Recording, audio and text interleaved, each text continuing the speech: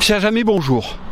Aujourd'hui, je me trouve sur le site d'Arkema à La Millière, dont vous devez voir derrière moi le nom qui s'affiche de l'entreprise. Mais pourquoi suis-je là? Pour visiter La Millière, je connais trop bien. Super quartier, mais qui risque d'être dénaturé. En plus de l'usine, la création d'un incinérateur est envisagée à l'intérieur de cette usine, soi-disant pour remplacer une chaudière à gaz où on ferait brûler des déchets toxiques qui amélioreraient les rejets dans l'atmosphère, qui dépollueraient quasiment par rapport au gaz.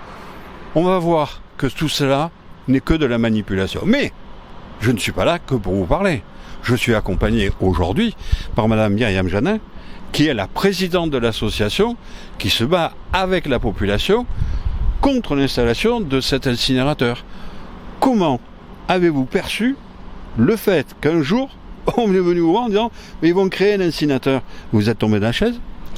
Je suis tombée de ma chaise, oui. J'ai pas cru qu'effectivement il était possible que Arkema, usine qui est présente depuis 1956, si ma mémoire est bonne, que nous avons un peu, je pense, permis de continuer son fonctionnement en 2013 lorsqu'il y a eu le PPRT, nous fasse ça aujourd'hui. On était même ensemble pour défendre à la fois l'usine, à la fois réduire le PPRT au maximum et essayer de rassurer la population. Tout à fait. Ça nous a pris, je crois, bien 3 ans au moins pour effectivement faire en sorte que l'usine puisse rester parce nous sommes des citoyens raisonnables, mais qu'en même temps, ça ne soit pas au détriment de la population autour. Et vraiment, vous avez je considère... le sentiment d'avoir été trahi là en apprenant ce dossier? Je considère que là, c'est une vraie trahison de la part d'Arkema qui ne tient absolument pas compte de ce qu'a pu faire comme effort le CIQ de La Millière à l'époque et l'ensemble des citoyens pour accepter donc ce PPRT.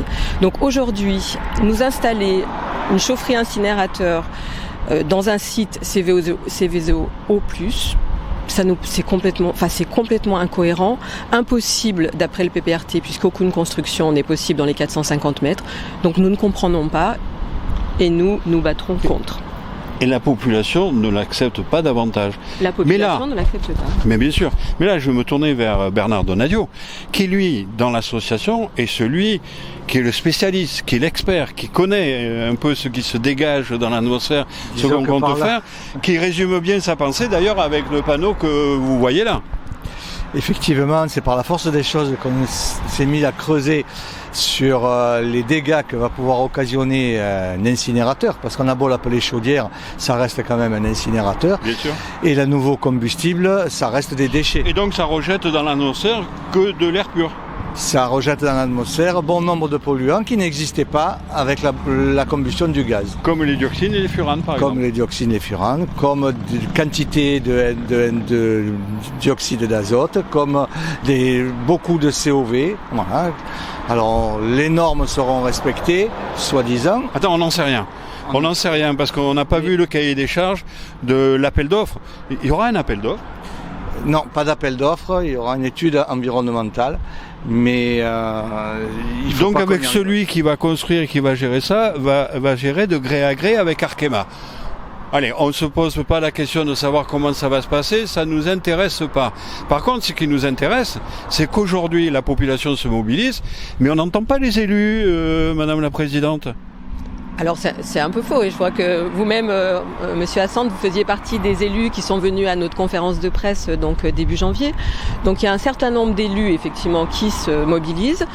Ce qu'on attend, c'est une réaction de Monsieur Payan, de Madame Vassal et de Monsieur Muselier, puisque les trois ont leur mot à dire par rapport donc à l'implantation de cette chaufferie incinérateur.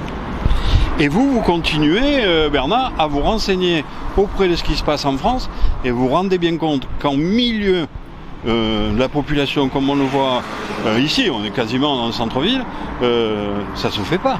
Ça se fait pas. Et puis, pour les chaufferies qui sont existantes encore en France, il n'y a toujours pas eu d'études qui montrent l'innocuité des rejets.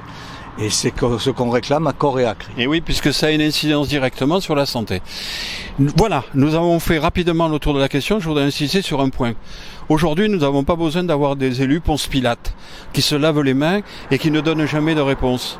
Madame la Présidente nous a rappelé que tous les élus avaient été approché, il y a eu une lettre ouverte qui a été faite et je souhaiterais que tout le monde prenne position. Que le maire de secteur dise vraiment s'il est pour ou s'il est contre. Il a laissé sous-entendre dans une assemblée générale du CIQ qu'il était pour. Que monsieur le maire de Marseille soit aussi très clair sur cette question et sur ce dossier. Que la présidente de la métropole, que la présidente du conseil départemental prenne position sur ce dossier. Parce que dans tous les cas, la population s'en souviendra et demain, le slogan, ce sera « Sortons les sortants ». Amicalement vôtre.